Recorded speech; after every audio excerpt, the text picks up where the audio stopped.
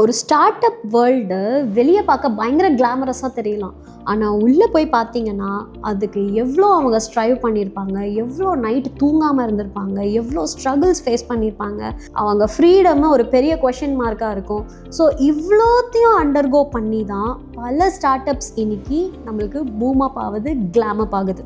இது வந்து என்னென்னா, இன்ஸ்டா போஸ்ட்டில் ஒரு சக்ஸஸ் ஸ்டோரி போட்டால் கூட அதுக்கு அந்த சக்ஸஸ் அடையிறதுக்கு அவங்க எவ்வளோ நாள் கஷ்டம் அனுபவிச்சிருக்காங்க அப்படின்றதும் அவங்களுக்கு மட்டும்தான் வெளிச்சம். எவ்வளோ மிஸ்டேக்ஸ் பண்ணியிருக்கலாம், எவ்வளோ ஃபெயிலியர் ஆகிருக்கலாம், நெகட்டிவ் கேஷ் ஃப்ளோ இருக்கும். ஸோ இவ்வளோத்தையும் தாண்டி ஒரு வைராக்கியமாக ஒரு ஸ்டார்ட் அப்பை சக்ஸஸ்ஃபுல் ஆக்கிறதுக்கு அந்த பிஸ்னஸ் ஓனர் ஆகட்டும் இல்லை அந்த ஆண்டர்ப்ரனர் ஆகட்டும் எவ்வளோ கஷ்டப்படுறாங்க அப்படின்றதோட பலன் அந்த சக்ஸஸ் வரும்போது தான். ஸோ ஒரு ஸ்டார்ட் அப் ஸ்டார்ட் பண்ணணுன்றதுக்கு முன்னாடி நீங்கள் உங்களோட ஐடியாலஜி என்னன்றதை கரெக்டாக பார்த்துக்கோங்க.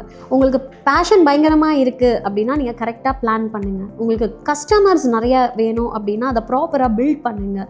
அண்ட் மோஸ்ட் இம்பார்ட்டண்ட், ஒரு ஸ்டார்ட் அப் ஸ்டார்ட் பண்ணி அதை கொண்டு போகணுன்னா உங்களுக்கு சோஷியல் ஸ்டேட்டஸ்ன்றதை விட ஃபிசிக்கல் ஸ்டாமினா ரொம்ப முக்கியம். உங்களால் ஒரு விஷயத்தை சீக்கிரமாக படிச்சுக்க முடியும், அந்த அந்த விஷயத்தை கரெக்டாக சீக்கிரமாக இம்ப்ளிமெண்ட் பண்ண முடியும். அண்ட் அபவ் ஆல், ஒரு ஃபெயிலியர் ஆயிடுச்சுனாலும் அதுக்கப்புறமும் உங்களால் நின்று காட்ட முடியும் அப்படின்னா வெல்கம் டு த ஈகோசிஸ்டம்.